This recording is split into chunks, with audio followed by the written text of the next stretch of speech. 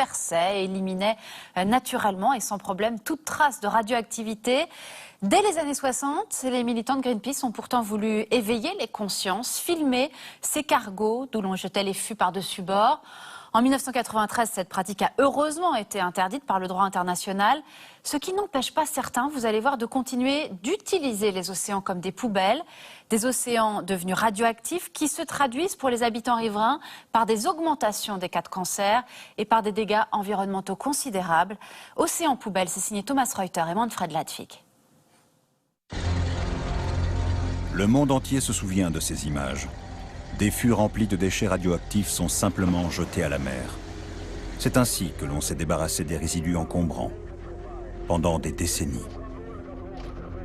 Les activistes de Greenpeace ont bien tenté de mettre fin à ces pratiques, mais en vain. Nous avons voulu savoir ce que sont devenus ces fûts de déchets radioactifs, ces décharges sous-marines sauvages. Notre enquête nous a mobilisés pendant une année entière. Aujourd'hui, l'évacuation en haute mer continue, sous une autre forme, certes. Nous sommes allés sur des marchés aux poissons et avons rencontré des chercheurs. Nous avons également approché beaucoup de personnes qui redoutent les pollutions radioactives. Nous avons interrogé des responsables politiques sur le lourd héritage de l'industrie nucléaire. Que savent-ils de ce qui se passe au juste au fond des mers ? Peu satisfaits de leurs réponses, nous avons décidé de partir nous-mêmes à la recherche des fûts de déchets radioactifs.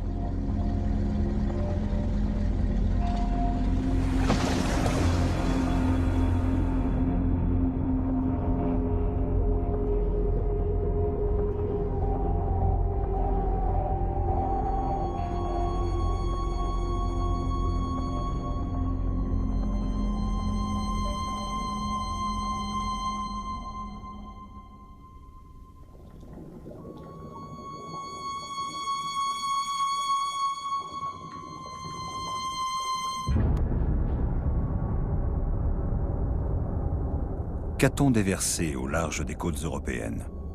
Et où précisément?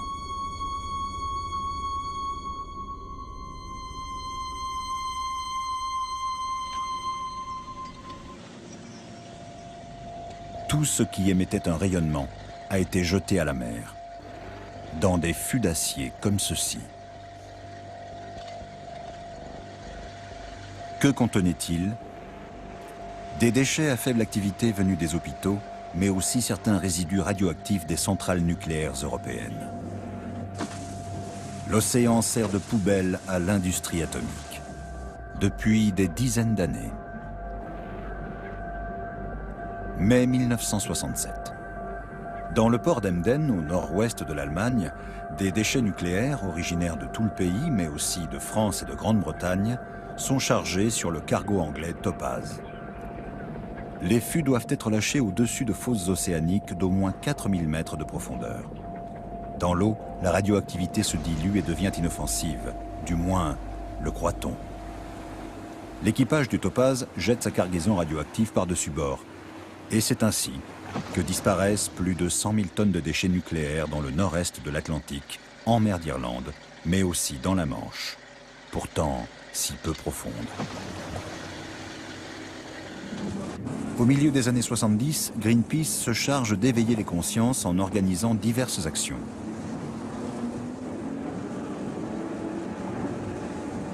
L'Europe est ébranlée, scandalisée.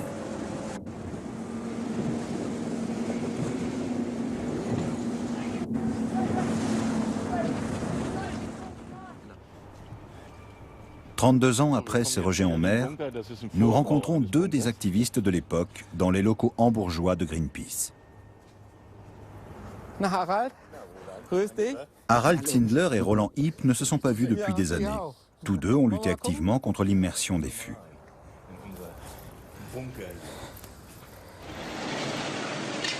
Quand nous montrons les vidéos à Harald Zindler, il en a encore froid dans le dos. C'est monstrueux. L'industrie nucléaire, elle, ne s'est pas laissée impressionner par les actions de Greenpeace. Les déversements en mer ont continué et les écologistes ont été combattus tels des hors-la-loi.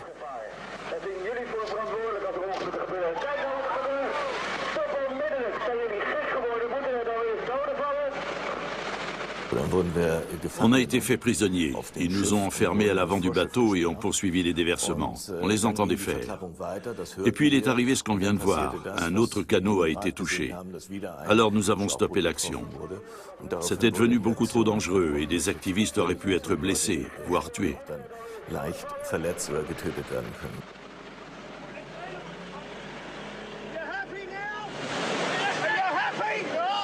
Ces événements remontent à plus de 30 ans. Que sont devenus tous ces fûts de déchets abandonnés sur le plancher océanique?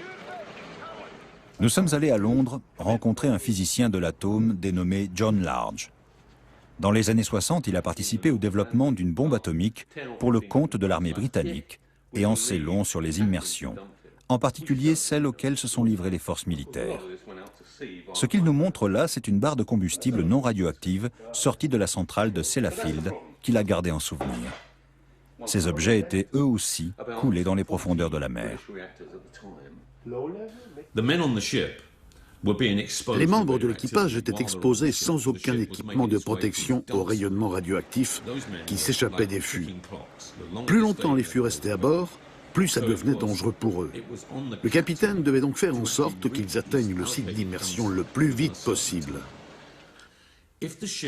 Si une mauvaise météo ou un obstacle quelconque ralentissait le cargo, la priorité du capitaine n'était plus d'atteindre le site en question, mais d'assurer la sécurité de son équipage et la sienne. Alors, une fois le temps maximum d'exposition écoulé, il donnait l'ordre de tout jeter par-dessus bord, où qu'il se trouve, si bien qu'on n'a aucune garantie que les déchets aient été coulés à l'endroit prévu. Dans ces conditions, comment retrouver ces fûts lâchés à la sauvette?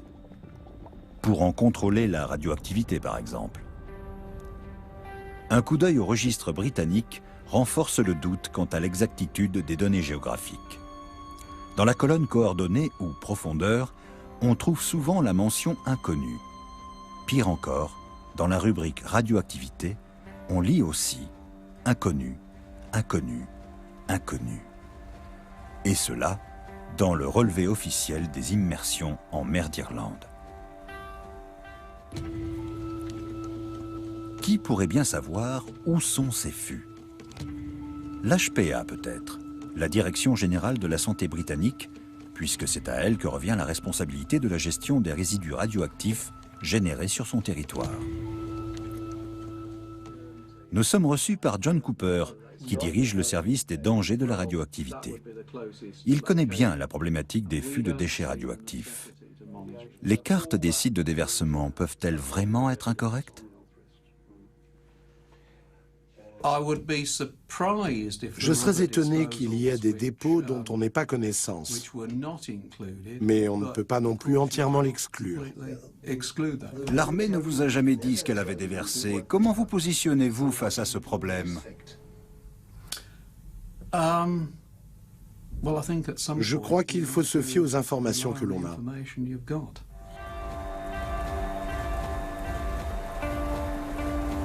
De la centrale nucléaire de Sellafield, anciennement Windscale, sont également sortis des déchets radioactifs qui ont disparu dans la mer d'Irlande, la Manche et l'Atlantique. Des déchets à haute activité auraient même été coulés. Ce qui était pourtant officiellement interdit.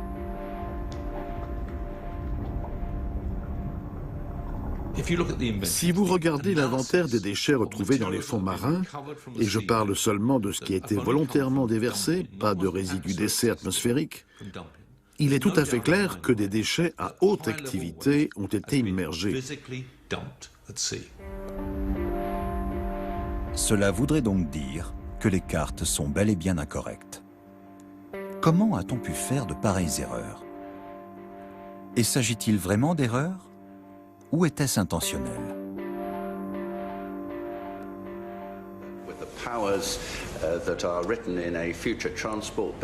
Michael Meacher pourrait nous éclairer sur la question.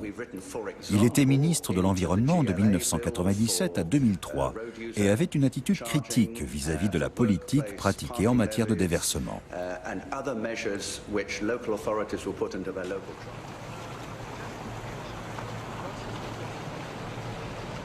Aujourd'hui, celui qui a été le plus ancien ministre du gouvernement de Tony Blair est un simple député. Nous lui avons montré les dossiers. Qui a donné de faux renseignements? Qui était au courant de ces déversements?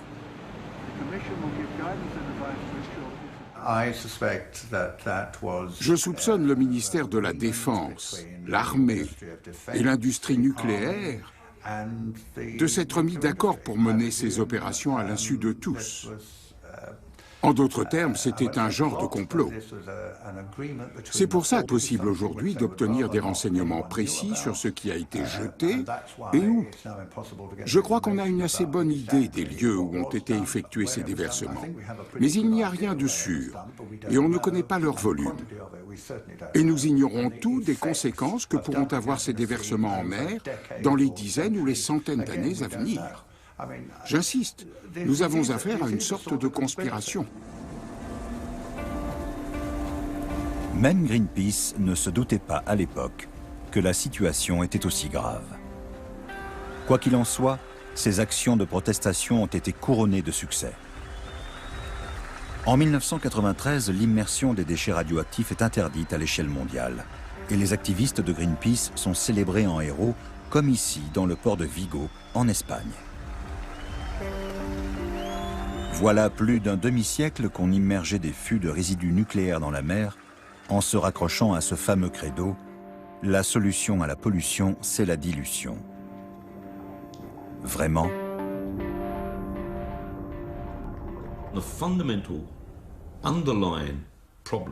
Le problème, c'est qu'ils partent du principe que dans la mer, la radioactivité de ces déchets allait se diluer dans des tonnes et des tonnes d'eau, si bien qu'elle ne représenterait plus aucun danger. Or, ça s'est révélé faux à maintes et maintes reprises.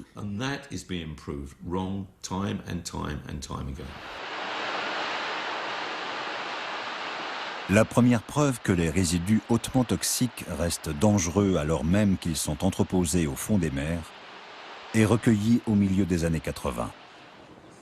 Quand l'Allemagne envoie le navire de recherche Walter Herwig en reconnaissance sur les sites de déversement dans l'Atlantique afin de procéder à un état des lieux.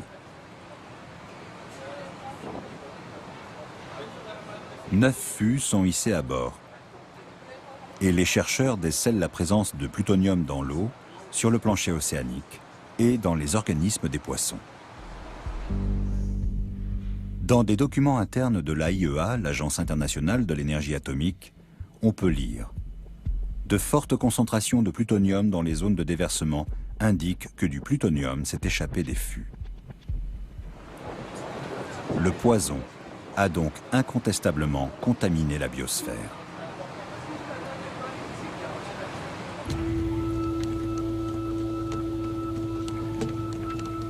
Une branche de l'AIEA est implantée à Monaco. Il s'agit du laboratoire de l'environnement marin. Une équipe de biologistes y étudie les dangers de ces déchets atomiques laissés à végéter dans les profondeurs sous-marines sous la direction de Hartmut Nies.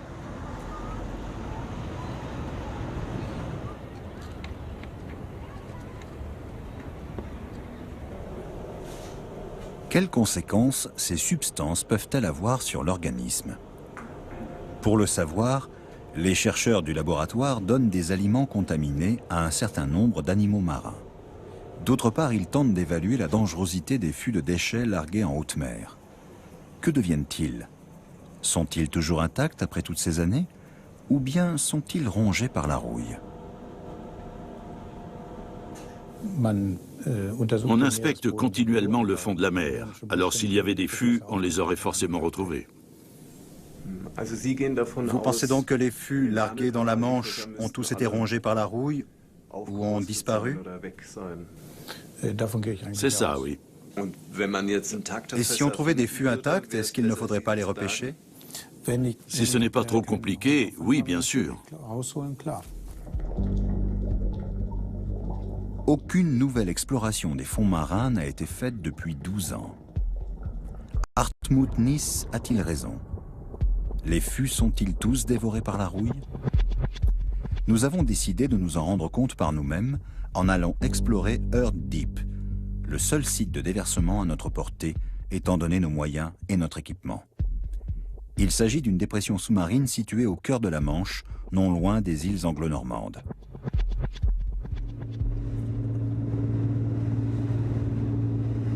Earth Deep est à environ 10 000 marins au nord-ouest d'Aurigny, l'île la plus proche des côtes françaises.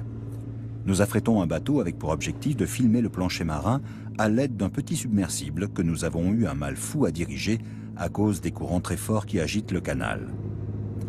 Harald Zindler nous accompagne.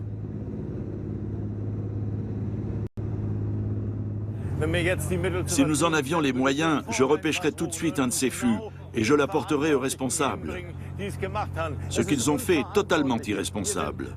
Plus de 28 000 fûts de déchets radioactifs ont été largués ici. C'est effarant. Effarant, oui. Car ces milliers de fûts de déchets nucléaires reposent ici. Non pas à 5000 mètres, mais à seulement 100 mètres de profondeur. Le suspense est à son comble. D'après la carte, nous sommes à présent à l'endroit précis où ont été déversées quantité de munitions de la Seconde Guerre mondiale et de déchets radioactifs. Qu'allons-nous y trouver aujourd'hui?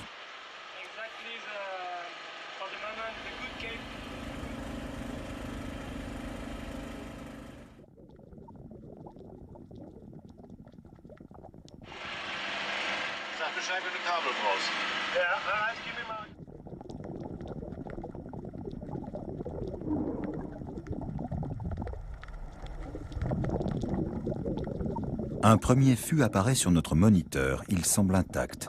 Il y a donc encore des fûts hermétiquement fermés là-dessous que l'on pourrait mettre en sûreté. Bien sûr, nous n'avons pas le droit de remonter quoi que ce soit.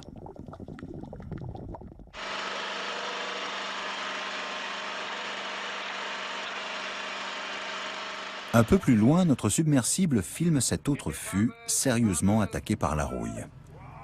Une trouvaille qui a le don d'indigner Harald Zindler. Je suis d'autant plus scandalisé que ces fûts sont à très faible distance des côtes, en plus du fait qu'ils reposent à une profondeur de seulement 90 à 140 mètres.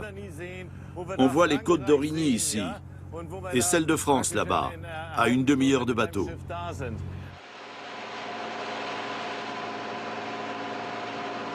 Nous remettons le cap sur Aurigny. Que signifie notre découverte pour les habitants de l'île?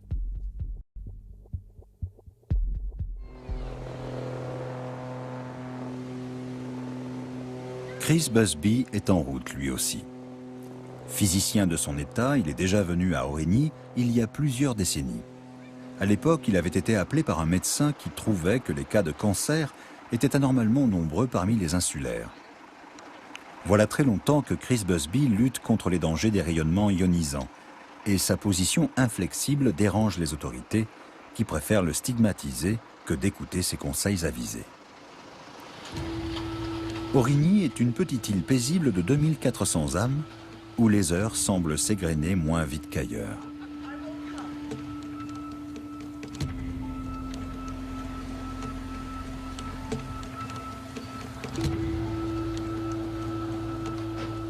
Elle attire un certain nombre de riches retraités britanniques.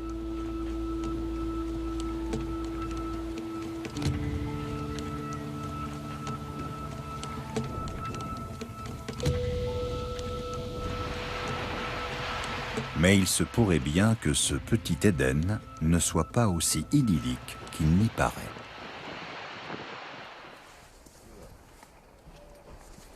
Contre toute attente, Chris Busby nous emmène d'abord au cimetière chercher les victimes, comme il dit. Les tombes en disent plus long que n'importe quelle valeur limite d'exposition aux radiations. 35. Where? There. Statistiquement, il suffit d'un cas de leucémie infantile et vous avez votre réponse. Il y en a beaucoup trop sur cette île, beaucoup trop.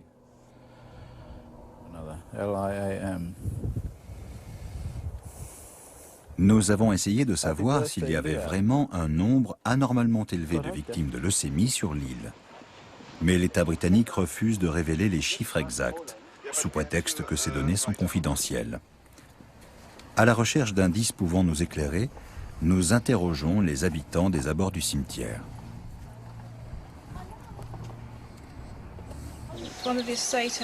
La première femme d'un fonctionnaire de l'île est morte d'une tumeur au cerveau. Et quand on est venu il y a quelques années, sa seconde femme avait elle aussi une tumeur au cerveau. Mais je crois qu'elle s'en est tirée. Ils ont fait une série télévisée en Angleterre où ils filmaient des opérations chirurgicales en direct. Un jour, ils ont filmé un homme atteint d'une tumeur au cerveau. Et on s'est rendu compte qu'il était d'Aurigny. Il est mort l'an dernier. Et il y a eu au moins un enfant atteint d'une tumeur au cerveau. Nous, on rentre en Angleterre. D'après les statistiques, la situation est manifestement anormale. Et pourtant, lorsque Chris Busby contacte les autorités compétentes, on persiste à lui dire que tout va bien. Nous suivons le physicien sur la plage où il veut mesurer la radioactivité. Selon les autorités britanniques, la force de la radioactivité et la quantité de particules radioactives sont bien trop faibles pour représenter un quelconque danger pour l'homme.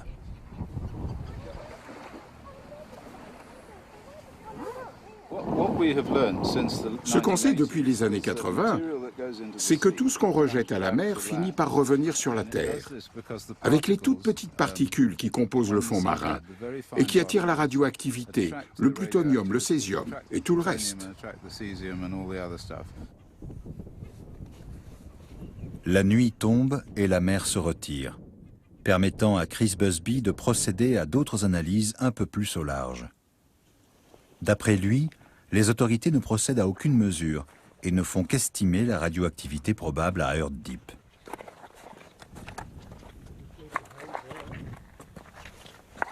Je crois qu'on trouvera du césium-137, du ruthénium-106 et un tas d'autres trucs, y compris du plutonium. Du plutonium? Oui, bien sûr. Alors il se peut que ce soit très toxique par ici? Bien sûr. Le spectromètre à rayons gamma de Chris Busby mesure une forte radioactivité à l'endroit où nous nous trouvons. Ils ont déversé une énorme quantité d'uranium enrichi à Earth Deep. Alors il est tout à fait possible que ça vienne de là.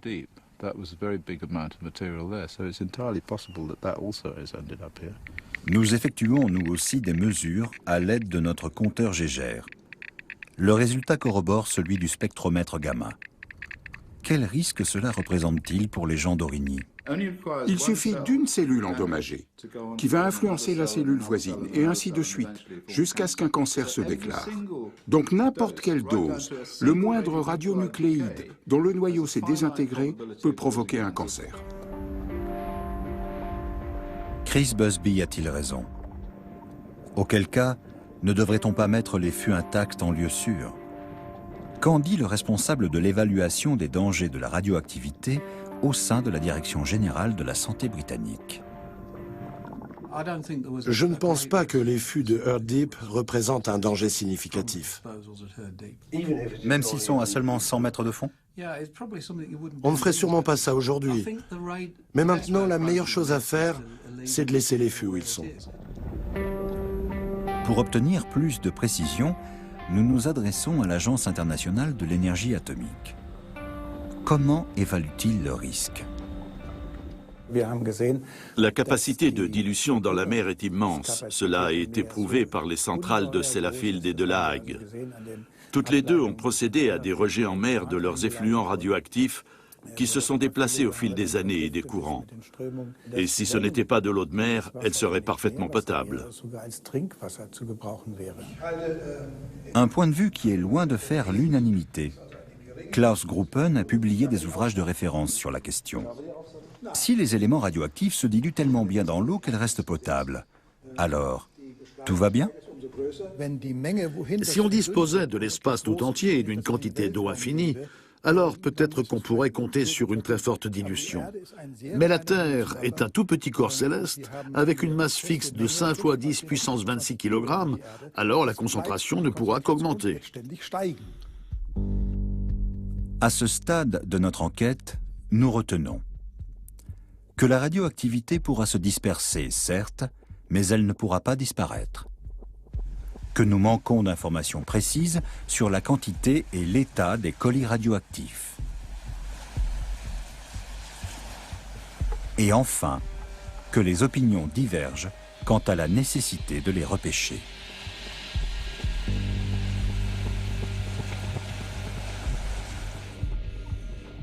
En 1993, le déversement en mer de déchets radioactifs a été interdit à l'échelle mondiale. Mais l'industrie nucléaire a trouvé d'autres moyens de se débarrasser de ces résidus encombrants. Ne pouvant plus larguer de fûts en pleine mer, elle a construit d'immenses canalisations sous-marines lui permettant d'évacuer malgré tout ces effluents radioactifs au large, une fois de plus.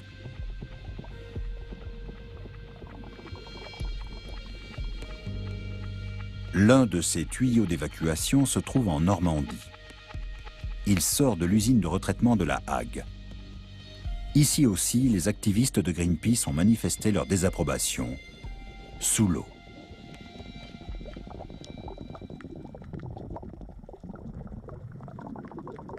Pour les écologistes, une chose est claire. Rejeter les déchets radioactifs dans la mer par ces tuyaux est tout aussi dommageable pour l'environnement que de les déverser en mer par bateau. L'avantage, pour l'industrie nucléaire, c'est que cette forme de rejet lui vaut moins de mauvaise publicité. Ni vu, ni connu. Pas vu, pas pris. La Hague est le centre de traitement des combustibles usés de toute l'Europe. Des colis radioactifs allemands sont régulièrement acheminés jusqu'en Normandie. Mais les habitants de la région ne sont plus prêts à accepter qu'on utilise la mer comme poubelle. Le physicien David Boyer est l'actuel président de l'ACRO, l'Association pour le contrôle de la radioactivité dans l'Ouest. Aujourd'hui, il explique à des élèves d'une école primaire ce qu'est la radioactivité, le plutonium et les déchets nucléaires. On ne sait pas trop bien quoi en faire. Ensuite, il nous invite à l'accompagner sur le marché aux poissons. C'est ce qui sort des réacteurs.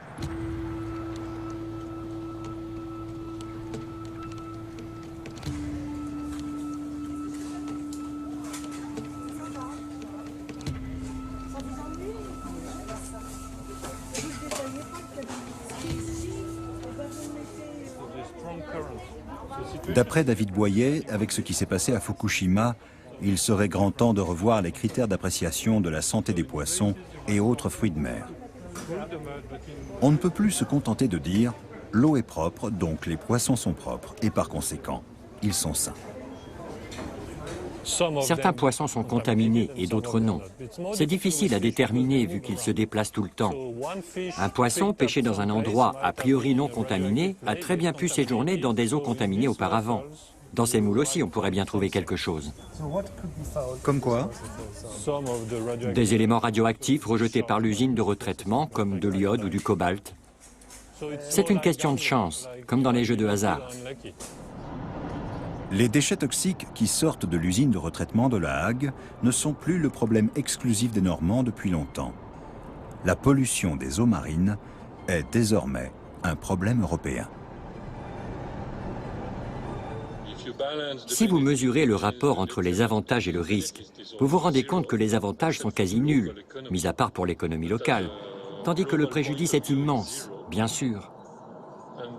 Ce qu'ils font là est immoral. Nous accompagnons à présent David Boyer à Ostende, ce célèbre port belge situé à 400 km de La Hague. Le physicien veut nous montrer jusqu'où peuvent dériver les particules radioactives, sachant qu'on peut en déterminer l'origine de façon certaine. David Boyer a donné rendez-vous à un activiste belge avec lequel il ramasse des algues. Les écologistes n'ont pas confiance dans les données communiquées par les exploitants de la centrale.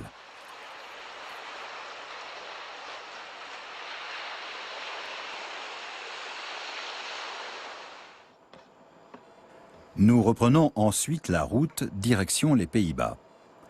Là aussi, David Boyer veut prélever un échantillon d'algues marines pour l'analyser dans son laboratoire.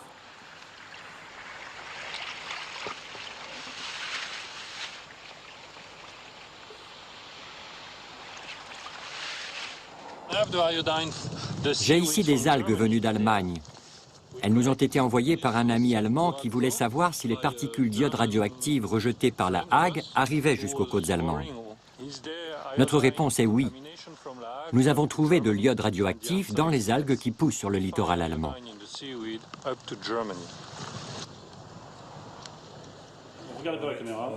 Nous sommes de retour au laboratoire de l'ACRO en Normandie. Dans les algues recueillies par David et les autres volontaires, on décèle un taux de tritium 5 fois plus élevé que celui communiqué par l'établissement Areva de la Hague. Nous comprenons maintenant pourquoi ces citoyens éprouvent le besoin de vérifier ces informations par eux-mêmes. David Boyer a rapporté des animaux marins du marché et Pierre Barbet, biologiste moléculaire, va nous expliquer ce qui se passe chez ces animaux.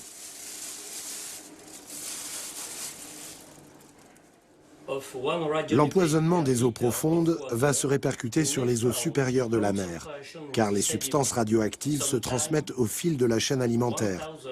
Ce ver, par exemple, peut contenir 2 à 3 000 fois plus de radioactivité que son environnement. Il va être mangé par un animal du maillon suivant et on aura une contamination en chaîne. Quand un radionucléide est intégré à l'intérieur d'un gamète, cela peut entraîner une mutation de la cellule reproductrice en question, qui sera transmise à la génération suivante et risque fort de provoquer la mutation d'autres cellules. Et le mécanisme est le même chez l'animal et chez l'homme? Oui. Les cellules fonctionnent toujours de la même façon, qu'elles soient humaines ou animales.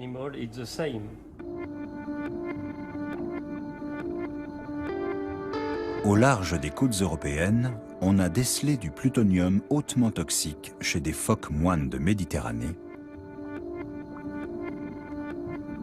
et du césium radioactif chez des marsouins communs.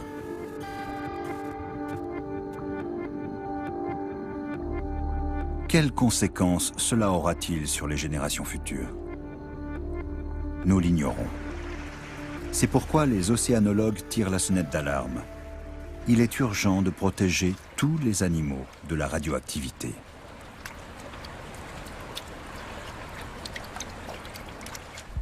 Et pour nous, êtres humains, quel danger représentent ces décharges radioactives sous-marines?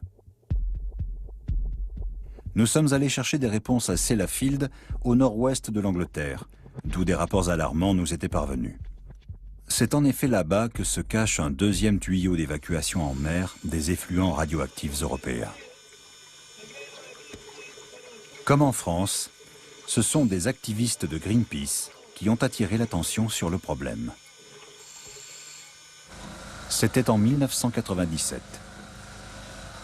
Parmi eux, Sean Burney, qui avait alors 35 ans.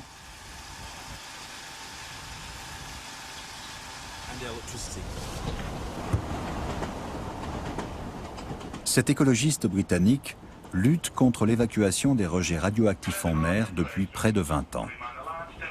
Un combat qui s'appuie sur des chiffres, des valeurs limites et l'importance d'expliquer ce qui se trame au grand public.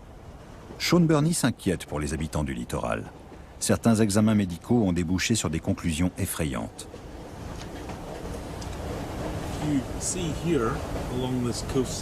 Vous avez des gens qui vivent le long de cette côte.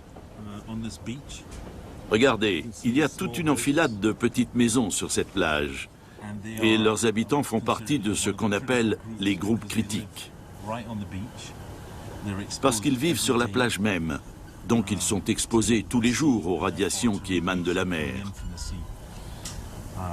Leurs maisons sont pleines de poussière de plutonium. Leurs corps sont plus radioactifs que la normale. Ils ont du plutonium dans les dents. Plus ils habitent près de Sellafield, plus on détecte de plutonium dans leurs dents. Le tuyau d'évacuation de Sellafield n'est vraiment visible que du ciel. Comment les responsables de ces évacuations ont-ils réussi à contourner l'interdiction de déverser les déchets radioactifs en mer, en argumentant que ces évacuations étaient exécutées depuis une base terrestre et ne tombaient donc pas sous le coup de la loi. Et les autorités ont donné leur accord. Y a-t-il une raison logique et scientifique au fait que le largage de fûts en mer soit interdit et ce type d'évacuation autorisé? C'est davantage une question d'ordre philosophique. Pour Wolfgang Renneberg, tout ça n'a rien de philosophique. Il a dirigé le service de la sécurité nucléaire au sein du ministère allemand de l'Environnement et est expert en matière de traitement des déchets nucléaires. Non, il n'y a aucune justification logique. Les raisons sont purement économiques. La question est de savoir combien cela coûterait, par exemple, de construire des structures pour filtrer les effluents de manière à ce que les rejets à la mer soient quasiment nuls. Peut-être que cela coûterait si cher que la centrale ne serait plus rentable. Voilà la vraie raison. Il n'y a aucune explication scientifique ou d'une quelconque nature autre qu'économique. Jour après jour, des eaux usées radioactives viennent polluer la mer d'Irlande. On y a décelé des traces des effluents de Sellafield jusque sur les côtes de la Norvège. On affirme aux habitants des zones situées en bordure de mer de part et d'autre de Sellafield qu'ils n'ont rien à craindre. Les employés de la centrale, eux, sont confiants. Aussi bien leur chef que les autorités en charge de la sécurité nucléaire affirment qu'ils ne courent aucun risque. Tout est soi-disant contrôlé en permanence. Et pourtant, tous les jours, on trouve du plutonium sur cette plage. Il vient là encore de la mer, se dépose sur le sable, sèche et reste là. Les gens d'ici se doutent depuis longtemps déjà que le danger est plus grand que ne veulent bien l'avouer les autorités. Ce n'est pas nous qui allons refaire le monde, ce sont eux là-bas. Je n'ai encore jamais eu vent de quoi que ce soit de franchement inquiétant. Peut-être qu'ils passent tout ça sous silence, mais comme je n'en sais rien, toutes les mers du monde sont polluées de toute façon. En 2012, la plage de Sellafield a été désignée comme l'une des plus propres d'Angleterre. Chaque jour, un petit bulldozer vient débarrasser la plage du plutonium qui s'y est déposé, grâce à un scanner capable de localiser les particules radioactives jusqu'à une profondeur de 30 cm. Au total, plus de 500 kg de plutonium ont été évacués dans la mer par la centrale de Sellafield au cours des dernières décennies.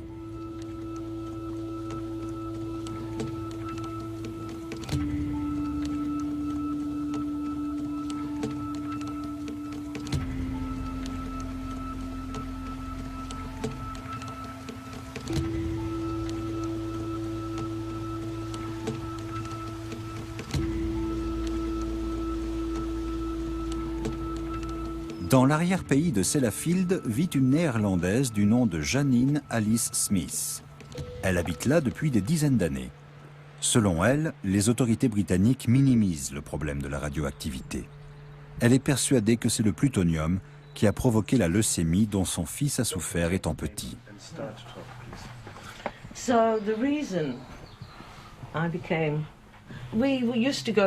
On allait souvent à la plage. Mon ex-mari était professeur, alors on avait de longues vacances l'été. Et comme tous les bébés, mon fils ramassait du sable et s'en mettait partout, même dans la bouche. À 12 ans, il a déclaré une leucémie. Et j'ai réalisé qu'il n'était pas le seul.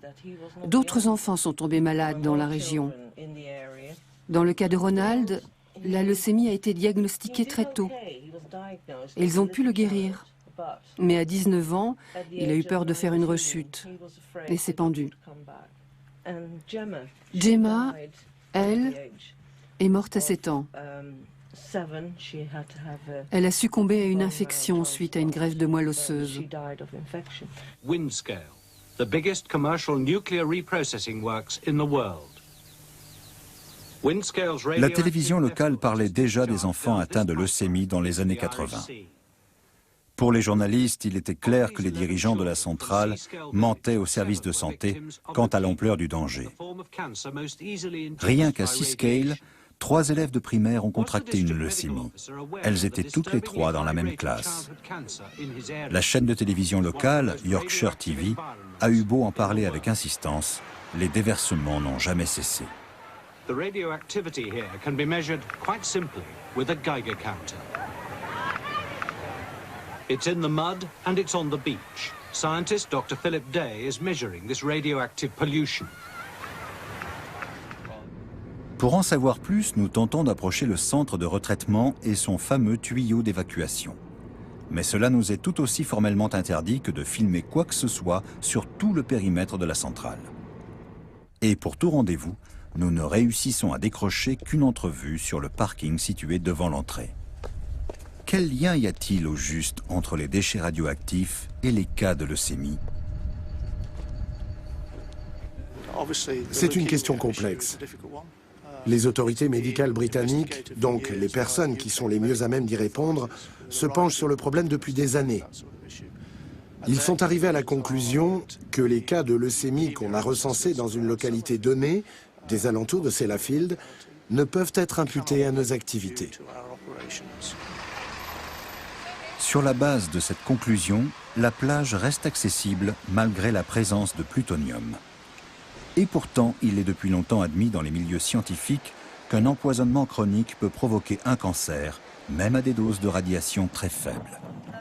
On trouve même du plutonium sur les berges de cette rivière à 10 km à l'intérieur des terres, où Janine et Sean détectent une radioactivité nettement plus élevée que la normale.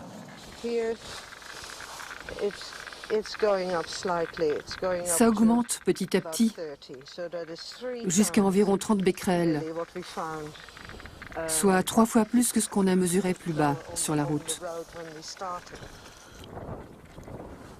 Et c'est là encore un endroit aisément accessible au public.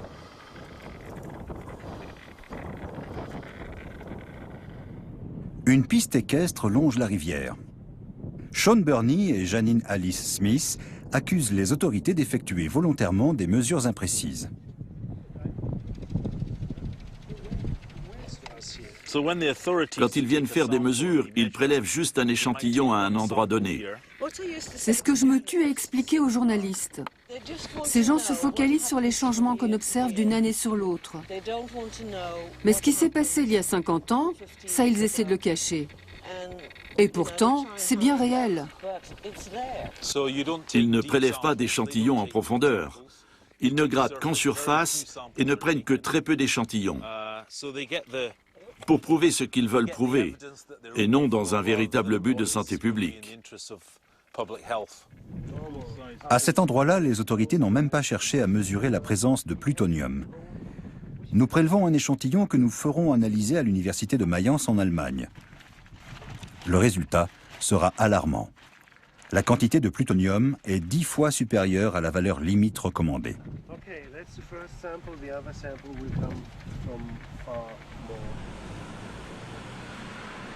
À quel niveau de danger est-on exposé quand on vit à Sellafield? Du danger, il n'y en a pas vraiment si l'on en croit le professeur Richard Wakeford de l'Université de Manchester. Après avoir travaillé près de 30 ans pour l'industrie nucléaire, il jouit d'une grande notoriété et les dirigeants de la centrale se réfèrent volontiers à son jugement quant au danger que les radiations représentent pour la santé. Pour moi, le risque lié aux radiations auxquelles on est exposé quand on prend l'avion ou quand on vit à Seascale est très faible. Ça ne devrait vraiment pas inquiéter les parents ou qui que ce soit. Il y a bien pire.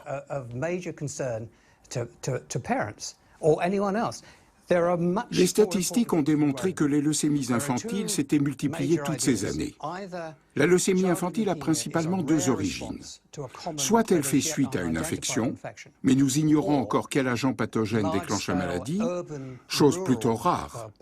Soit elle résulte du brassage à grande échelle des populations urbaines et rurales. Conclusion, ces cancers seraient provoqués par un virus ou par un brassage de population dans les environs de Sellafield et non par les déchets hautement radioactifs rejetés dans la mer. Ne sachant plus que penser, nous nous tournons vers Wolfgang Hoffmann, un épidémiologiste allemand, membre de la Commission fédérale de protection contre les radiations, qui accepte de nous accorder une entrevue dans un hôtel de Bonn. Partagez-vous l'avis des experts britanniques sur l'absence de lien de cause à effet entre la centrale et les cancers? Non, ils ont tort. Scientifiquement, c'est tout à fait clair. Il y a très peu de preuves concernant l'hypothèse du brassage de population et carrément aucune concernant celle du virus. Bien au contraire. Pendant des décennies, on a essayé de trouver une origine infectieuse à la leucémie infantile, mais il n'y a ni virus ni anticorps. Ce qui veut dire qu'on peut laisser tomber une fois pour toutes cette hypothèse. Ces deux théories ont été formulées dans le simple but d'écarter la piste des radiations. Les risques liés aux radiations ne sont toutefois plus écartés dans les dossiers internes de l'AIEA. Si on y recense les avantages du nucléaire, parmi lesquels une énergie à faible coût et des emplois que le secteur génère, on y liste également les risques que le professeur Wakeford dément. La radioactivité peut bel et bien entraîner une mort précoce, suite notamment à des cancers tels que la leucémie, le cancer des os, le cancer de la thyroïde et le cancer des poumons. Ces images proviennent de vidéos privées filmées dans le service de cancérologie infantile d'un hôpital du Pays de Galles. C'est le professeur Chris Busby qui nous les a envoyées.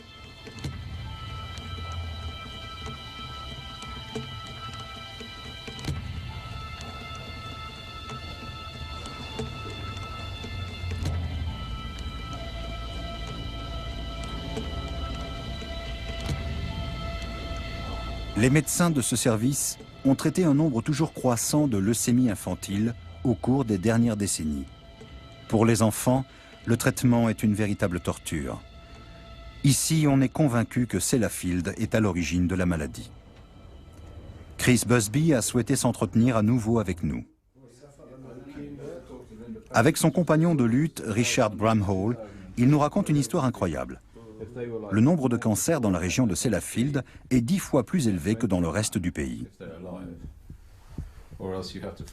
Ils font tout pour camoufler la vérité. Ces chiffres, on nous les a communiqués clandestinement. Ce sont ceux du registre des cancers du Pays de Galles. Quelqu'un a dû avoir mauvaise conscience. Des gens du centre de cancérologie gallois nous ont dit qu'ils nous donneraient les chiffres. Pas les chiffres précis de chaque localité, mais les chiffres globaux des comtés. Mais quand j'ai reçu les données, je me suis aperçu que c'était les chiffres détaillés, localité par localité. Je ne sais pas si c'était une erreur ou s'ils l'ont fait intentionnellement pour nous aider. Toujours est-il qu'ils ont tous été virés, du jour au lendemain. Mis à la porte? Oui, tous. En tout cas, ils ont fermé le service. Marie Cotter, celle qui nous a transmis les données, s'est fait virer. La Chambre des Lords a interdit la publication de ces chiffres sous prétexte, là encore, de confidentialité des données. Quant à l'industrie nucléaire, elle étudie la question sous un angle comptable et raisonne en ces termes. Les mesures prises pour protéger les personnes de l'irradiation devraient aussi intégrer le facteur financier. C'est à peine croyable. Et qu'en dit la Direction générale de la santé britannique ? Réduire encore plus les doses d'irradiation pourrait engendrer des coûts disproportionnés, des sommes qu'il serait plus stratégique de dépenser ailleurs. Alors il faut trouver une sorte d'équilibre. En d'autres termes, on préfère laisser mourir un certain nombre de personnes plutôt que de dépenser les sommes nécessaires pour réduire la quantité de radionucléides dans la mer. C'est bien ça. Vous faites cette comparaison. Effectivement. Et c'est ce que l'on fait dans bien d'autres domaines que celui de la santé. De quel cerveau a pu sortir ce type de réflexion? Nos investigations nous mènent à la CIPR, la Commission internationale de protection radiologique, qui se présente comme une organisation indépendante et bienveillante au service du public. La directrice rejette notre demande d'interview. Sur Internet, nous trouvons la vidéo d'un cours dispensé par l'ancien directeur du groupe, Roger Clark, où il explique le principe de l'analyse coût-avantage. Il cite la doctrine épicurienne de l'utilitarisme. L'intérêt du plus grand nombre prime sur celui de la minorité. La CIPR nous a par ailleurs été décrite comme un prolongement de l'industrie nucléaire. Le professeur Wakeford est d'ailleurs cité sur leur site internet. À notre grande surprise, nous y trouvons aussi John Cooper de la Direction générale de la santé britannique. Vous travaillez pour la Direction générale de la santé et dans le même temps, vous êtes membre de la CIPR.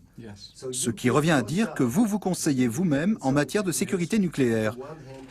N'y a-t-il pas là ce qu'on appelle un conflit d'intérêts?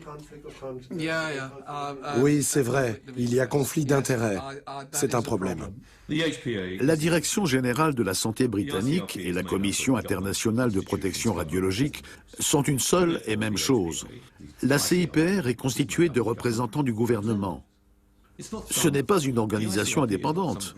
Les représentants de la Direction générale de la santé participent aux réunions de la CIPR et ce sont eux qui fixent les règles. Même l'ancien ministre britannique de l'Environnement doit admettre son impuissance. Lorsque j'étais en poste, mes collaborateurs n'étaient pas franchement ravis que je fasse appel à des gens comme Chris Busby ou John Large, c'est-à-dire à des scientifiques indépendants. Ils n'aimaient pas ce genre de confrontation. Et pourtant, si on pouvait mener ce genre de discussion ou de débat ouvert et honnête, on serait bien plus sûr de ce qu'on fait. Mais le gouvernement ne veut pas de ça. Il ne veut pas s'encombrer d'autre chose que des normes officielles. Autrement dit, celles qui sont définies par l'industrie du nucléaire. Et sur place. Voilà des années que Sean Burney et Janine Alice Smith font des constats affolants. Mais personne ne semble prêt à en discuter ouvertement. Et ils ont l'impression de se battre contre des moulins à vent. C'est devenu un endroit très triste. Avant, beaucoup de gens venaient passer leurs vacances ici. Ils arrivaient en train des 4 coins du comté.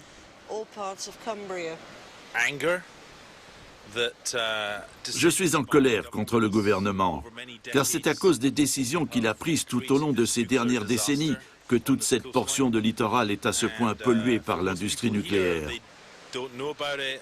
Et la plupart des gens n'en savent rien ou ne veulent rien savoir. De toute façon, ils ne peuvent rien y faire, vu que les décisions sont prises à Londres.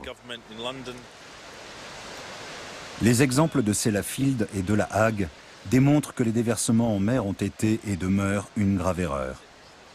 Mais aucun des responsables ne veut l'admettre. Car alors, il faudrait se poser des questions comme « Qui a menti ? Que peut-on encore faire ? Et qui doit payer les pots cassés ?» Du nord-est de l'Atlantique jusqu'aux côtes de la Norvège, un immense territoire est concerné par les dangers liés à toutes ces décharges sous-marines. Un problème qui persistera tant que les responsables s'évertueront à le nier. La solution, s'il en est une, serait de boucher une fois pour toutes les tuyaux d'évacuation et de repêcher tous les fûts de déchets intacts qu'on sera en mesure de retrouver.